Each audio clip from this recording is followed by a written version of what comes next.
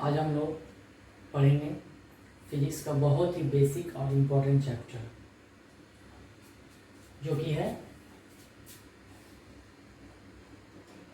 Motion. हम लोग आज मोशन के बारे में पढ़ेंगे। सबसे पहले हम लोग जानेंगे मोशन होता क्या है।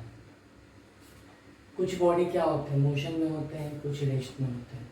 बट कैसे कहेंगे कोई चीज़ मोशन में है? फोर्स लगाएंगे तो बॉडी मोशन में आ जाएगा। ये बेसिक चीज़ हम लोग को पता है, ठीक है। बट हम लोग जानेंगे मोशन एक्चुअली में क्या होता है। तो मोशन क्या होता है? मोशन होता है the phenomena of changing the position of an object with respect to the reference point is called motion. Motion क्या होता है?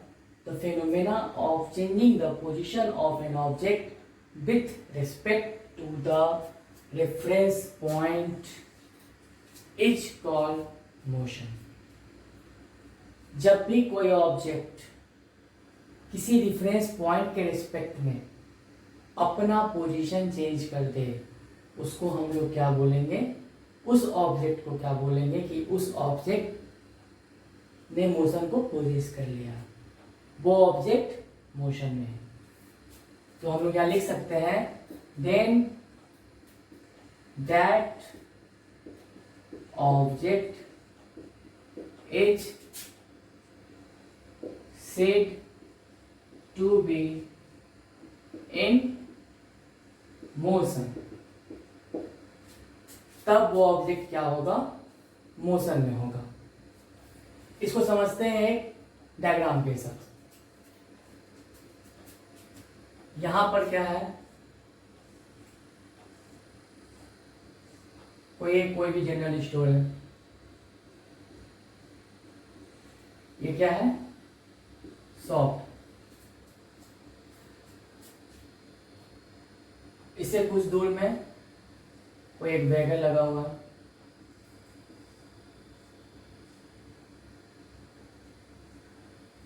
कोई एक व्हीकल लगा हुआ।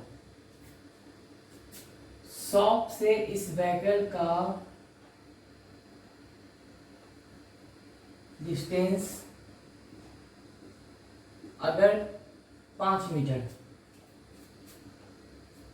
तो ये व्हीकल क्या है? अभी ये व्हीकल अभी क्या है? फिलहाल रेस्ट में है। ये व्हीकल मोशन में कब कहलाएगा? ये व्हीकल मोशन में तब कहलाएगा जब ये चलना स्टार्ट होगा और अपना पोजीशन को, सपोज ये व्हीकल चल के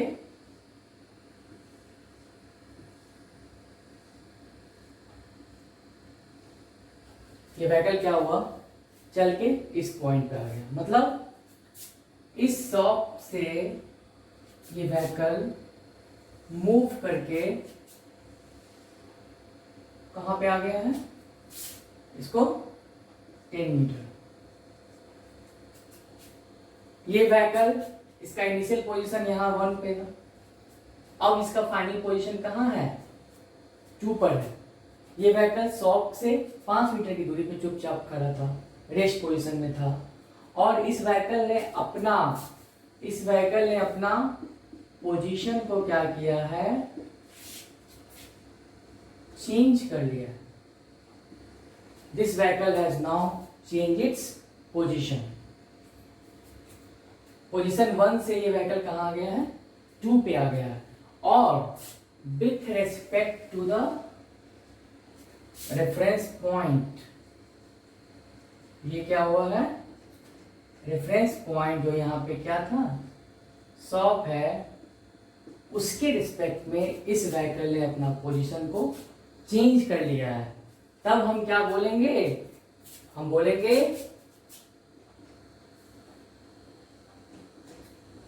व्हीकल इज इन मोशन। ठीक है, तो हम लोग क्या बोलेंगे, व्हीकल क्या है, मोशन में है। अब अच्छे से समझ में आ रहा होगा, the phenomena of changing the position of an vehicle with respect to the reference point, which is in this case is a shop, is known as motion, and we can say that that object, यहाँ पे vehicle, जो मेरा vehicle था वो object को कहेंगे वो motion में आ गया। तो ये है डेफिनेशन मोशन का। अब यहीं पे रेस्ट का बात किया जाए अगर, कि व्हीकल रेस्ट में कब है, इसका पोजीशन यहाँ पे चुपचाप यहाँ पे व्हीकल है, रेफरेंस पॉइंट रेस्पेक्ट में क्या है, ये व्हीकल रेस्ट के पोजीशन में। तो यहाँ पे क्या होगा, हम बस चेंज कर दे अगर डिफिनेशन का, रेस्ट का अगर यहाँ बात किया जाए कि रेस्ट किसको बोलते हैं, तो क्या बोलेंगे, the phenomenon of changing the position है, अगर यहाँ पे नॉट लगा देते हैं, the phenomenon of not changing the position of an object with respect to the reference point is called rest। इसको क्या बोलेंगे हम लोग, रेस्ट बोलेंगे। then object is said to be in rest। ठीक है, जिसको आप सिंपली बोल सकते हो, object is said to be in rest when it does not change its position with respect to the reference point। Object क्या होगा, रेस्ट में कब होगा, जब उसने अपना पोजीशन को नहीं चेंज किया हो with respect to the reference point. आप लोग इसको नोट कर सकते हो।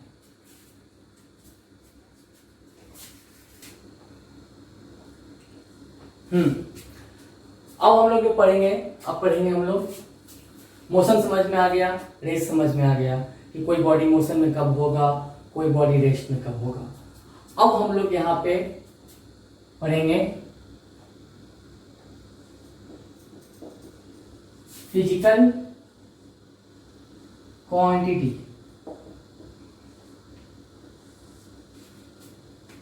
फिजिकल क्वांटिटी क्या बोलते हैं, फिजिक्स में फिजिकल क्वांटिटी किसको बोलते हैं, तो इसका क्या होगा,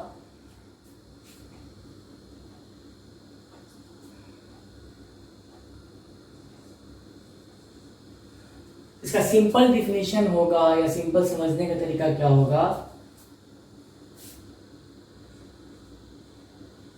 the physical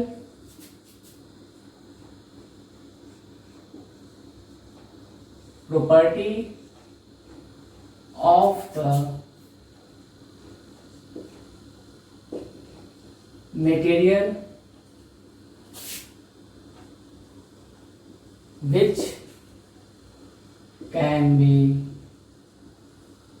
measured is known as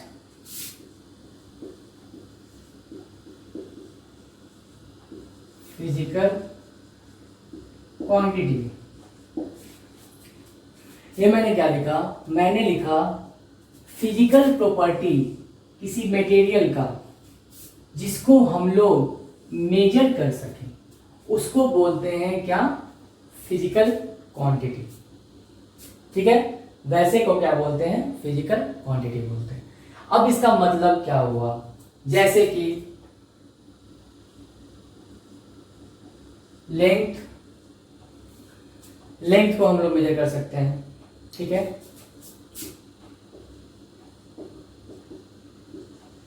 मास को हम लोग मेजर कर सकते हैं, टाइम को हम लोग मेजर कर सकते हैं। लेंथ को हम लोग किसमें मेजर करते हैं, मीटर में, मास को किसमें मेजर करते हैं? केजी में। टाइम को मेजर करते हैं सेकेंड में। ठीक है, ये सब क्या है? ये सब आपस में, ये सब ऐसा यूनिट है। ठीक है, अदर यूनिट आप लोगों को पता है, मीटर है, सेंटीमीटर है, मिलीमीटर है लेंथ का, मास का भी अगर पता है, ग्राम है, टाइम का भी पता है, मिनट है, आवर। तो इन सब चीज को हम लोग मेजर कर सकते हैं, बट हम लोग लाइट को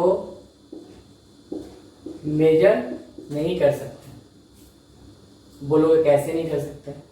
हम लोग लाइट को नहीं, हम लोग इसके इंटेंसिटी को मेजर करते हैं। लाइट का इंटेंसिटी मेजर होता है।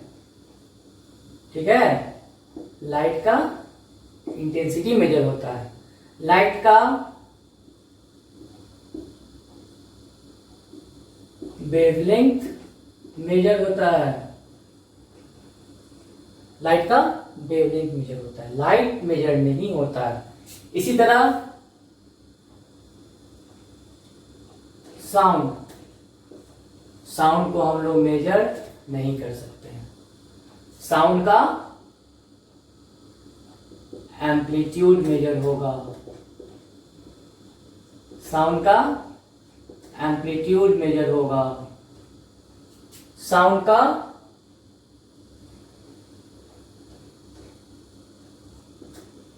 वेवलेंथ मेजर होगा। साउंड के केस में मैंने क्या बोला? साउंड का एम्पलीट्यूड आप मेजर कर सकते हो, इसका वेवलेंथ मेजर कर सकते हो, इसका फ्रीक्वेंसी मेजर कर सकते हो, बट साउंड को आप लोग मेजर नहीं कर सकते। तो ये बात हुई फिजिकल क्वांटिटी। मैंने यहाँ पे बताया अभी एक चीज, एसआई यूनिट। ठीक है, एसआई यूनिट का मतलब क्या होगा? सिस्टम में इंटरनेशनल एडॉप्टेड यूनिट बोलते हैं। अब ऐसा क्यों जरूरत पड़ा? कहीं कहीं आप देखोगे कि हमारे यहाँ केजी है, ग्राम है, कहीं पाउंड में होता है। ठीक है, कहीं आप देखते होंगे कि अगर रुपीज का बात करें, हम लोग करेंसी का बात करें, तो हम लोग रुपया में, पैसा में बात करते हैं। कहीं डॉलर हो गया, यूरो हो गया, सब हो गया।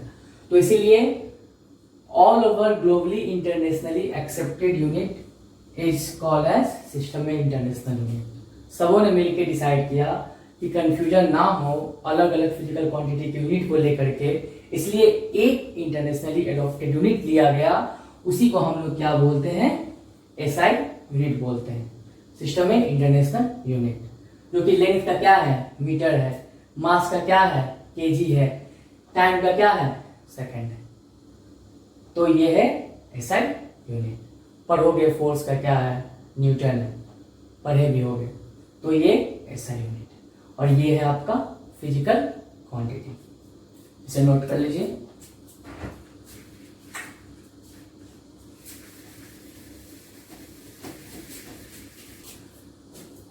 अब फिजिकल क्वांटिटी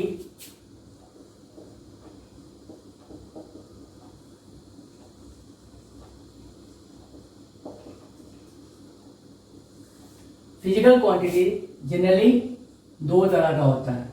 क्या होता है? एक होता है स्केलर, एक होता है क्या? वेक्टर। एक होता है स्केलर क्वांटिटी, एक क्या होता है? Vector quantity. Physical quantity is generally classified into two types. First one is scalar quantity and second one is vector quantity. Quantity which has only magnitude is called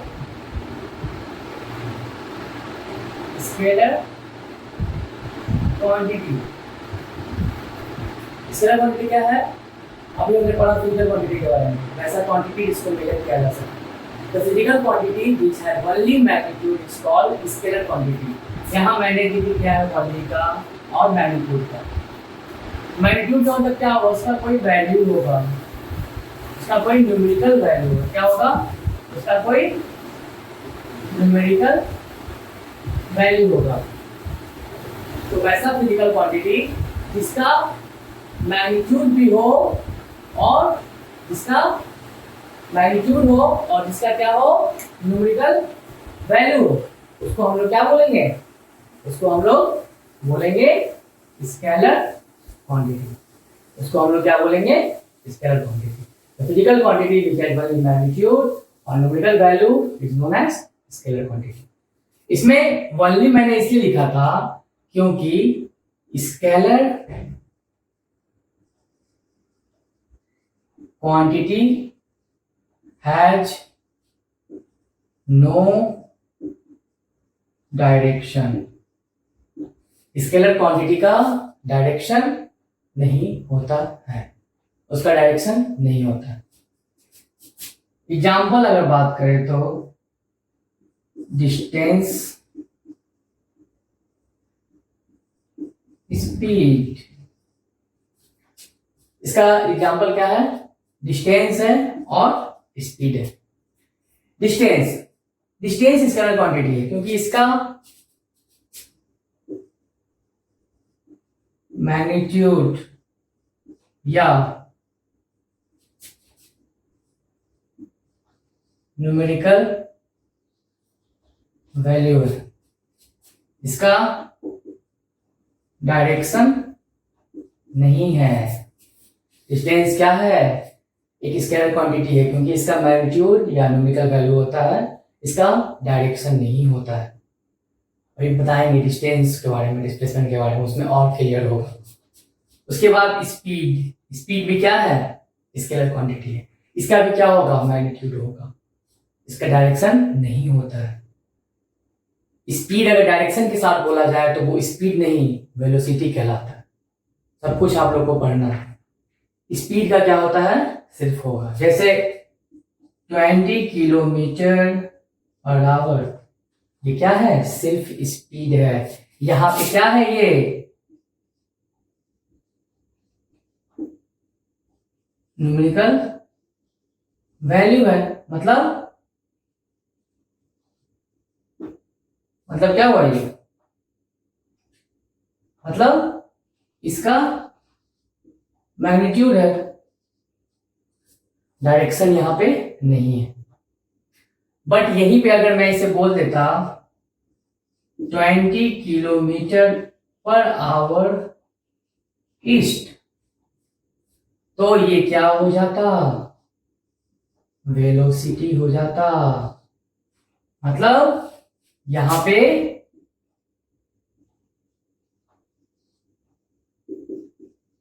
magnitude भी है और इसका direction भी है। स्पीड का सिर्फ magnitude है, direction नहीं है। तो ये वेलोसिटी क्या हो जाएगा? वेक्टर क्वांटिटी हो जाएगा। वेलोसिटी क्या हो जाएगा?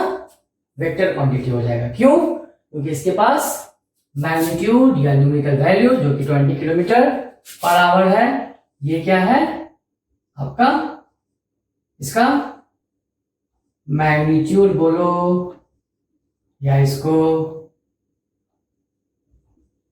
न्यूमेरिकल वैल्यू बोलो, ठीक है। और ये जो आपका ईस्ट है, ये क्या है? डायरेक्शन है, ठीक है। तो ये दोनों मिलके क्या दे दिया? वेलोसिटी को दे दिया वेक्टर, क्योंकि इसका दोनों मैग्नीट्यूड और डायरेक्शन हो गया। समझ में आया? तो हम कह सकते हैं वेक्टर क्वांटिटी किसको बोलते हैं?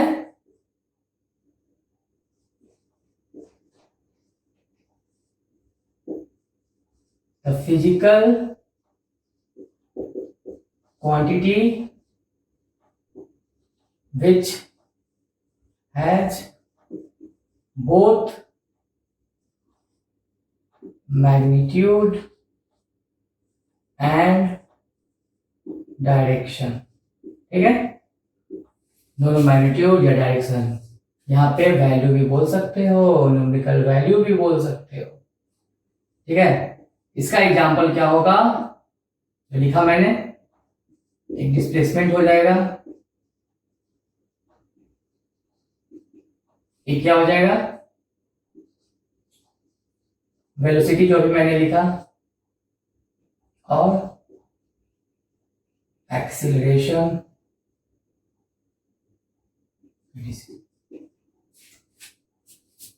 ईटीसी मैंने क्यों लिखा है? क्योंकि आपको अभी बस ये 3 चीज पढ़ना है इस चैप्टर में।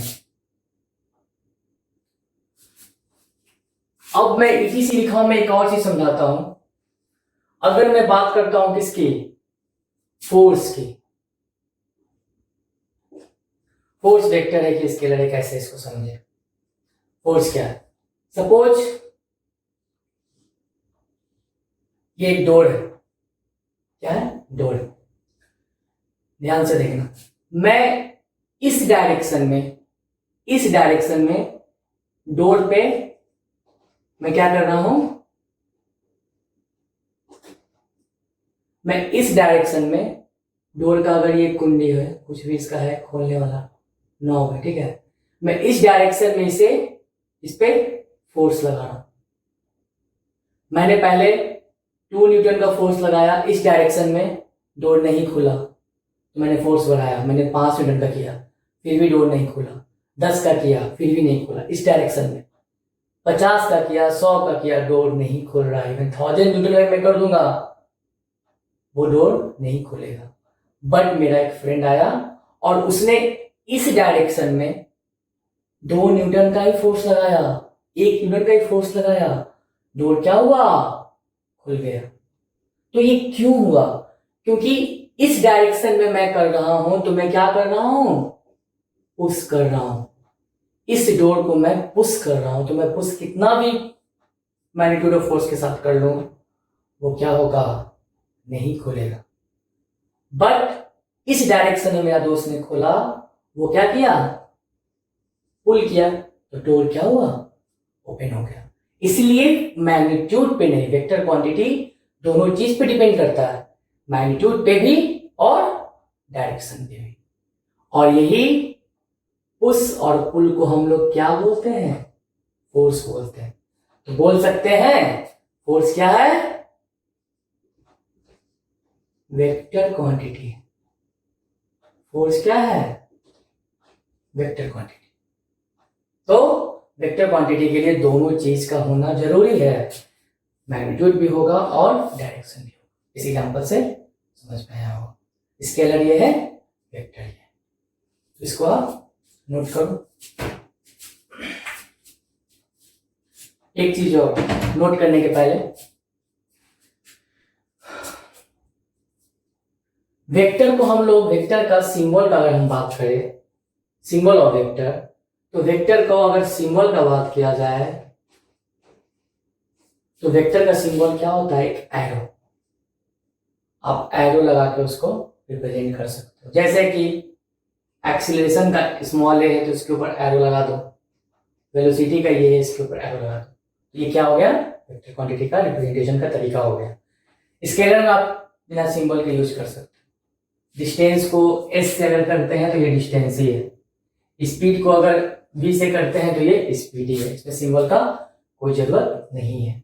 तो डिफरेंस के तौर पे भी इसको बोल सकते हो, स्केलर क्वांटिटी और वेक्टर क्वांटिटी का डिफरेंस। अब इसको आप नोट कर लो। अब हम लोग एक एक करके सारे फिजिकल क्वांटिटी को पढ़ेंगे। फिजिकल क्वांटिटी में ना कौन कौन हुआ, जनरली अगर बात किया जाए तो जो पढ़ना है हम लोग को, वो क्या क्या हुआ, पहला नंबर पे आया डिस्टेंस, दूसरा पे आया डिस्प्लेसमेंट, फिर हुआ स्पीड, चौथा पे होगा वेलोसिटी, पांचवा पे होगा एक्सीलरेशन। इन सब के बारे में हमको पढ़ना, इन सब के बारे में क्या करना हम लोग को पढ़ना। इसके बाद हम क्या करेंगे, स्पीड वेलोसिटी का पढ़ेंगे। क्या यूनिफॉर्म स्पीड वेलोसिटी क्या है, नॉन यूनिफॉर्म क्या है, फिर इसका पढ़ेंगे यूनिफॉर्म एक्सीलरेशन क्या है, नॉन यूनिफॉर्म एक्सीलरेशन क्या है। उसके बाद हम लोग पढ़ेंगे ग्राफिकल रिप्रेजेंटेशन ऑफ मोशन, और फिर लास्ट में very important equation of motion. ये सब चीज हम लोग एक एक करके अभी हम लोग जहां तक होता है पढ़ेंगे, और कंप्लीट पूरा इसको हम लोग को पढ़ना है इस चैप्टर में। ठीक है, तो अभी जो पढ़ना है वो हम दिखा, अभी हम लोग जानेंगे डिस्टेंस और डिस्प्लेसमेंट के बारे में।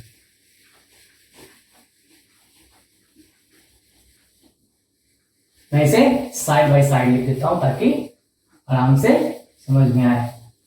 बहुत ही इंपॉर्टेंट है, उसको ध्यान से समझना है था।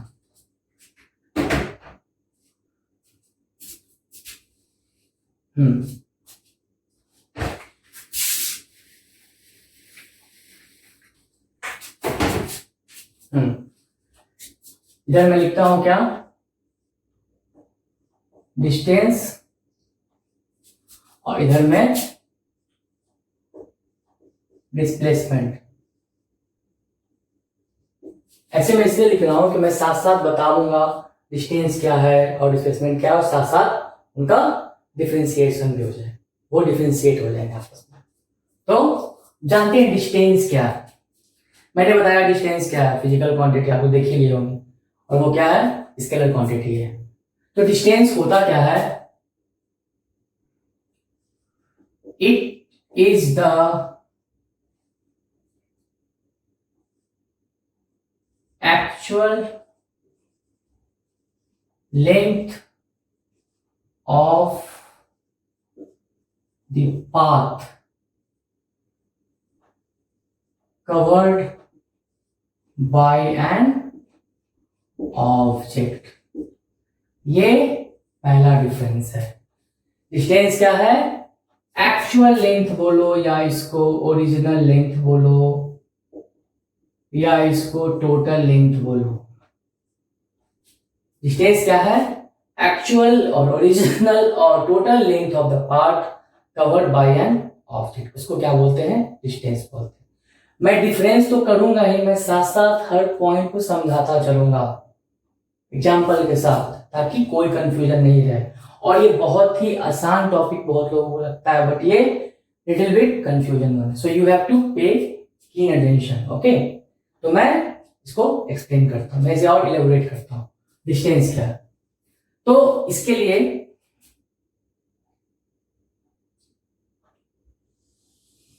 ये क्या है, स्ट्रेट पाथ पे ट्रेवल हो, स्ट्रेट लाइन में कोई बॉडी ट्रेवल करेगा। यहां ए,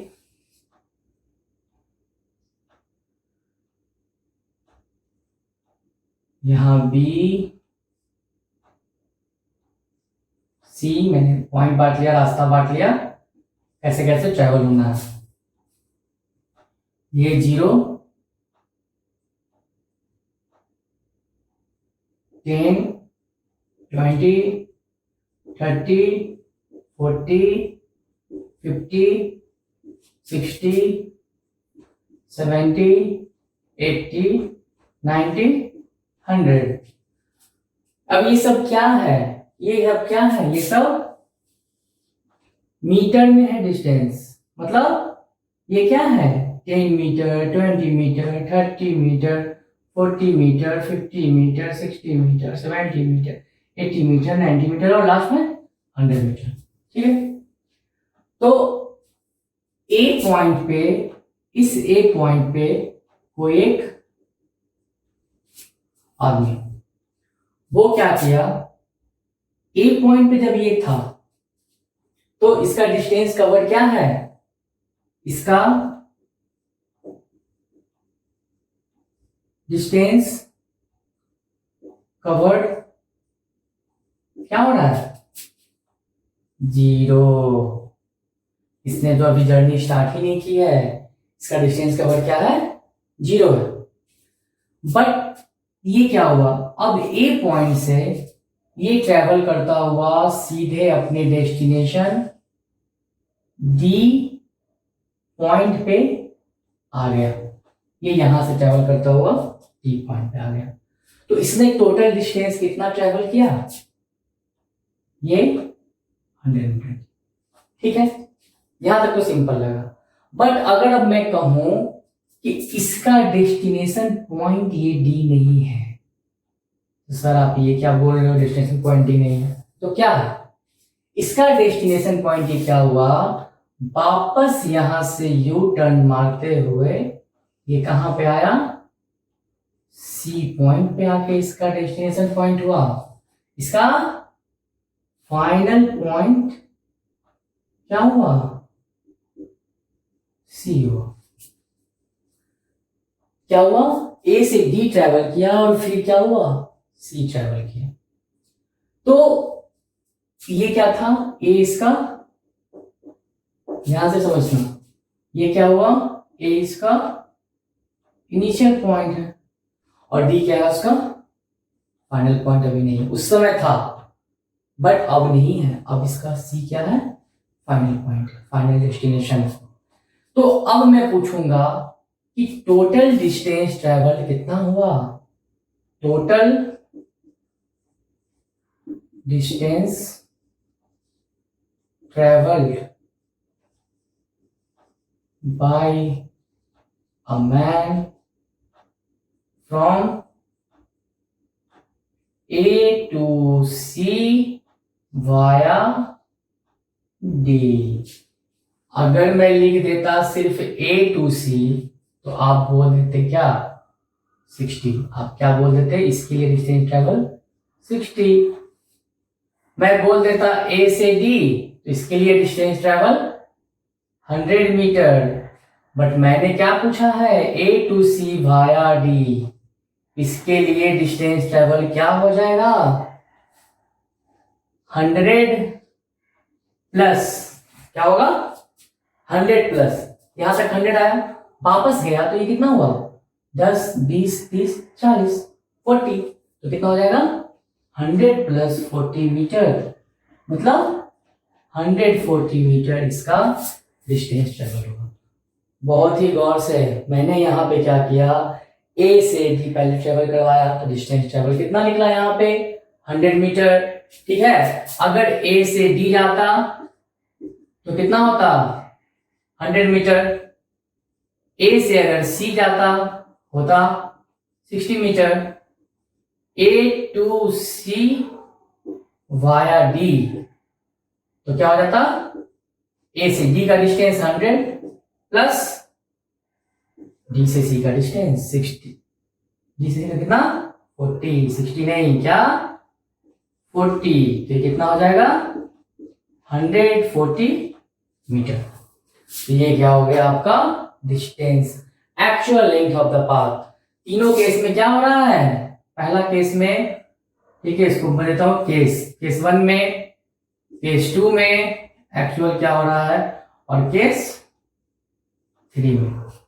गौर से, ए से डी 100 मीटर, ए से सी 60 मीटर, ठीक है, ये क्या है यहाँ पे, ये सी पॉइंट है, गौर से यहाँ पे ये पॉइंट क्या है, ये पॉइंट यहाँ पे क्या है, ये पॉइंट था मेरा सी, जो मेरा फाइनल पॉइंट था।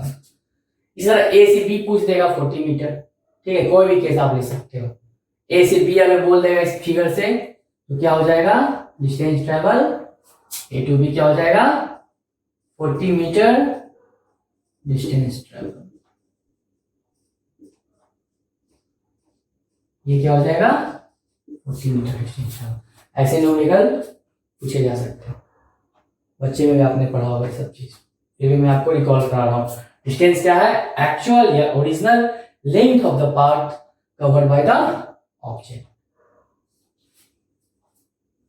अब ये हो गया, तो डिस्प्लेसमेंट क्या है, डिस्प्लेसमेंट क्या है बोलो, पता है ना डिस्प्लेसमेंट क्या है,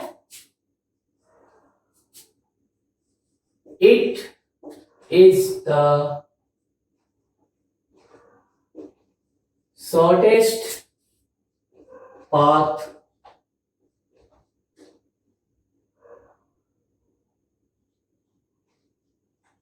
traveled by an object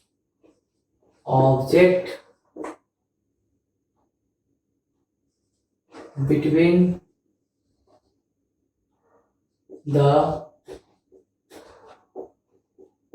initial and final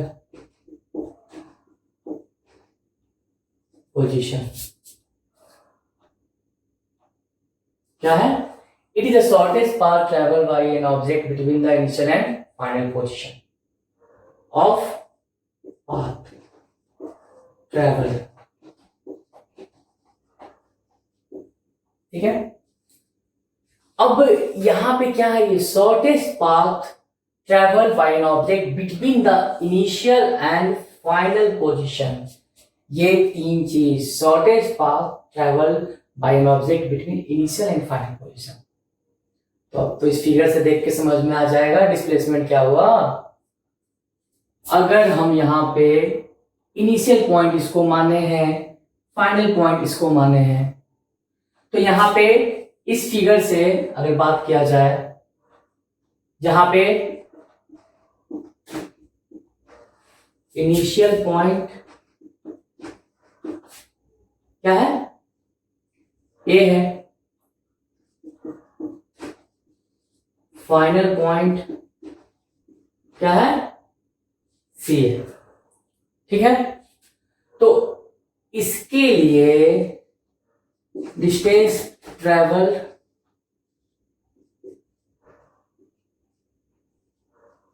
कितना निकला था,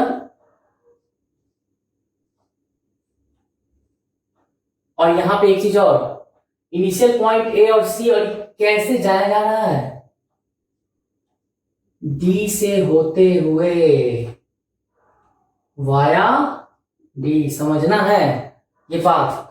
ए से सी अगर मैं बोलूं इनिशियल पॉइंट फाइनल पॉइंट, तो आप तो सिंपली बोल दोगे सर 60 मीटर, बट मैं यहां क्या बोल रहा हूं, इनिशियल पॉइंट ए है, फाइनल पॉइंट हमको कहां पहुंचना है, सी पहुंचना है, और कैसे पहुंचना है, ए से हमको सी पहुंचना है डी होते हुए, मतलब वाया डी, होता है ना। कितने लोग रूट जाते हैं, यहां से जाना है दिल्ली वाया कानपुर, तो वही बात यहां होगा, तो ए से हमको सी जाना है वाया डी, तो उस केस में डिस्टेंस ट्रैवल क्या होगा, 100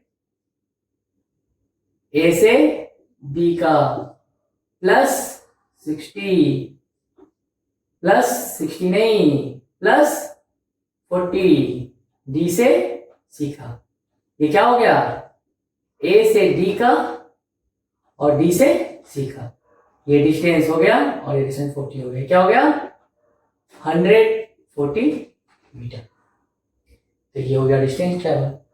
अब यहां पे डिस्प्लेसमेंट क्या होगा,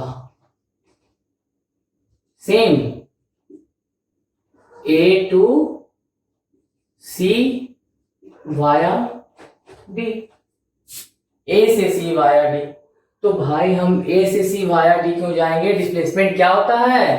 ये होता है शॉर्टेस्ट पाथ। क्या होता है? Shortest path. Shortest path between initial position A and final position C. घूम के नहीं जाना हमको, डायरेक्ट शॉर्टेस्ट पाथ देखना। तो वो क्या हो जाएगा? डायरेक्ट आपका 60 मीटर हो जाएगा। इस केस में इसमें क्या हो जाएगा? 60 मीटर। आई बात समझ में? ये बहुत बेसिक चीज है, बट बहुत लोगों को कंफ्यूजन भी होता है। इस फिगर के माध्यम से मैंने आपको बता दिया। इनिशियल पोजीशन, फाइनल पोजीशन, ए से सी वाया डी। कंफ्यूज नहीं होना। ए से सी अगर बोलेगा, कोई रूट अगर नहीं है, ठीक है, हम तो यहां से भी यहां जा सकते हैं ना जी। हम क्या यहां से यहां डायरेक्ट जा सकते हैं ना, इनिशियल पोजीशन फाइनल पोजीशन। तो डिस्टेंस ट्रैवल क्या होगा? हम तो यहाँ घूमते हुए जा रहे हैं ना, एक्चुअल पाथ वही है ना। ये क्या हो जाएगा मेरा? ए से सी यहाँ पे 60 मीटर। ये क्या हो जाएगा यहाँ पे? ये हो जाएगा मेरा डिस्प्लेसमेंट। ये क्या हो जाएगा मेरा? डिस्प्लेसमेंट। ये क्या हो जाएगा? डिस्प्लेसमेंट। तो ये चीज है पहला डिफरेंस, डिस्टेंस का और डिस्प्लेसमेंट का। इसको नोट कर लीजिए।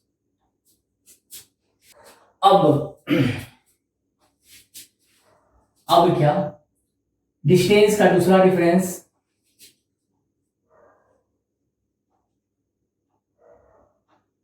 पहला डिफरेंस क्या था इसका, जो मैंने बताया था, डिफिनीशन। इसे क्या बताया था मैंने? इसका डिफिनीशन। दूसरा डिफरेंस क्या है? It is a scalar quantity. और ये क्या है?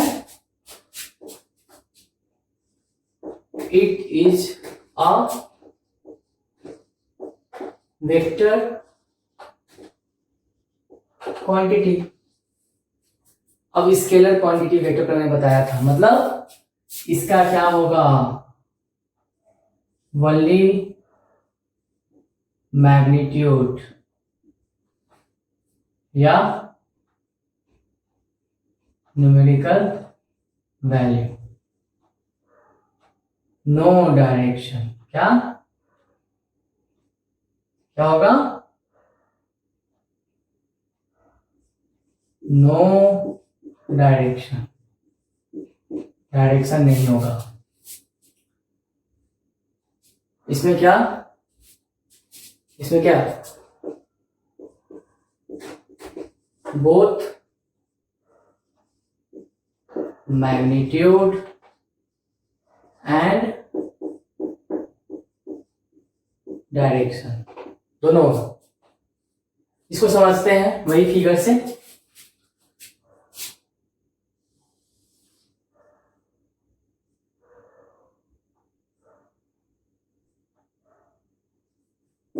ये क्या था? A B C D. ये 0, 10, 20, 30, 40, 50, 60, 70, 80, 90 और 100। ये किसमें है? मीटर में। मैंने यहां कहा ए पॉइंट से जाना है कहां? सी पे ले जाओ। ए पॉइंट से सी पॉइंट पे जाना, तो डिस्टेंस ट्रैवल कितना हो गया? 60 मीटर। ये क्या हो गया? डिस्टेंस ट्रैवल हो गया। ठीक, अब मैं यहीं पे कहता ए से सी आप डिस्टेंस आपने ट्रैवल किया है 60 मीटर। कौन सा डायरेक्शन है? ईस्ट। आपने क्या किया है? 60 मीटर ईस्ट। तो यहां पे 60 मीटर क्या? ये क्या है? 60 मीटर और एक क्या है मेरा ईस्ट, साथ में 60 मीटर ईस्ट। तो यहाँ पे 60 मीटर मेरा क्या हो गया, मैग्नीट्यूड हो गया, या इसको हम लोग न्यूमेरिकल वैल्यू भी बोल सकते हैं। और ईस्ट क्या हो गया, डायरेक्शन हो गया। और ये दोनों को मिला दिए तो ये क्या हो गया, क्या हो गया, डिस्प्लेसमेंट हो गया। मतलब ये आदमी का डिस्प्लेसमेंट क्या है, 60 मीटर टुवर्ड्स, कहां पे, 60 मीटर टुवर्ड्स ईस्ट, ठीक है। और ये दोनों को मिला के ही तो होता है वेक्टर, होता है। इसलिए क्या बोलेंगे, मेरा डिस्प्लेसमेंट क्या है, वेक्टर क्वांटिटी है, क्या है, वेक्टर क्वांटिटी। और स्पीड क्या है, यहां पे सिर्फ क्या है, ओनली मैग्नीट्यूड, क्या है, ओनली मैग्नीट्यूड या वैल्यू, न्यूमेरिकल वैल्यू। मेरा डिस्टेंस ट्रेवल क्या हो गया, scalar quantity. I have proved you how distance travel is a scalar quantity and displacement is vector. अब तीसरा डिफरेंस, इसको पहले नोट कर लो, हम लोग अच्छे से इसको समझते चलेंगे। नोट कर लो इसको।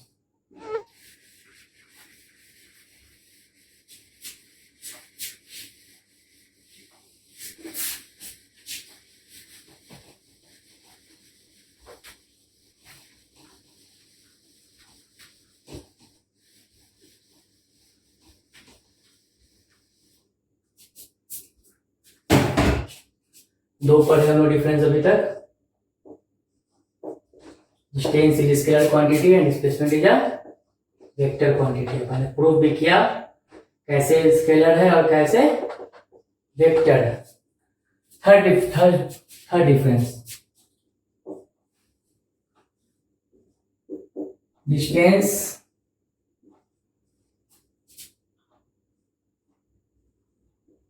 Can not be negative,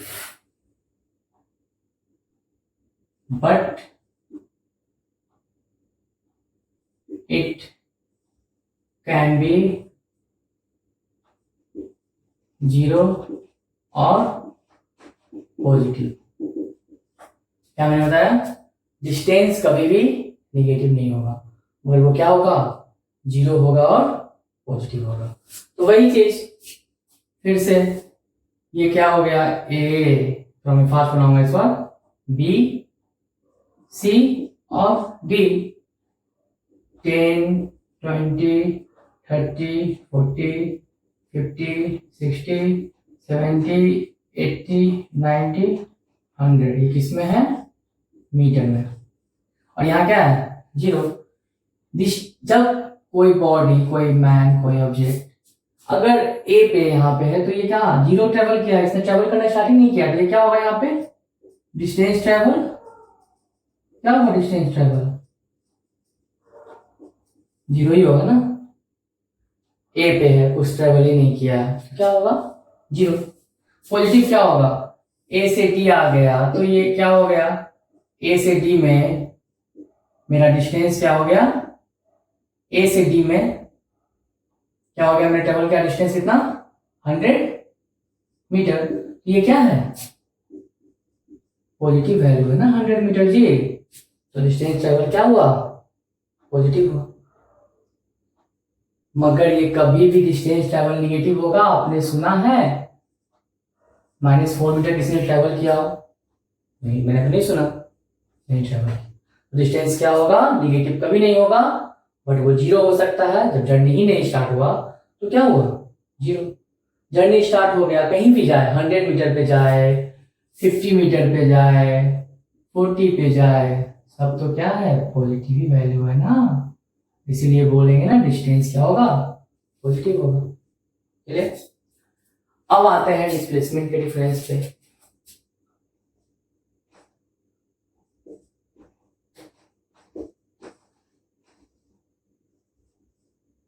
displacement can be negative,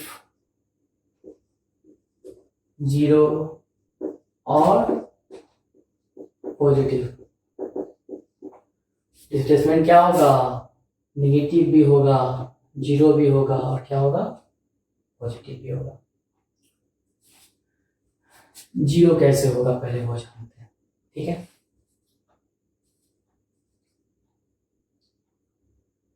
ये ए पॉइंट है, यहां से चलना स्टार्ट किया, कैसे भी चला, कोई भी पास से चला, घूमते फिरते घूमते फिरते घूमते फिरते वापस कहाँ आ गया, कोई बॉडी चलना स्टार्ट इधर से हुआ, एरो में दे देता हूँ, ठीक है। चलना स्टार्ट इधर से हुआ, ये घूमते हुए, डायरेक्शन है इसका, डिस्प्लेसमेंट में बता रहा हूँ, घूमते हुए ये वापस क्या हुआ, इसी पॉइंट पे आ गया। तो वापस आ गया तो मेरा ए क्या हो गया, ए यहाँ पे इनिशियल भी A as well as final position भी यहाँ पे क्या हो गया, हियर इज ए। तो मेरा डिस्प्लेसमेंट इस केस में क्या हो जाएगा, याद करो definition, the shortest distance between initial and final position of an object या path is known as displacement। यहाँ क्या हो जाएगा, कोई तो कुछ हुआ ही नहीं, 0, ठीक है। पॉजिटिव मैंने यहाँ बताया था अभी, ए से सी अगर शॉर्टेस्ट पाथ है उसको ट्रैवल करेगा तो वो क्या होगा, पॉजिटिव होगा। उसके बाद आता है बात निगेटिव कब होगा, निगेटिव कब होगा, उसके लिए हम बात करेंगे एक्सिस को लेके।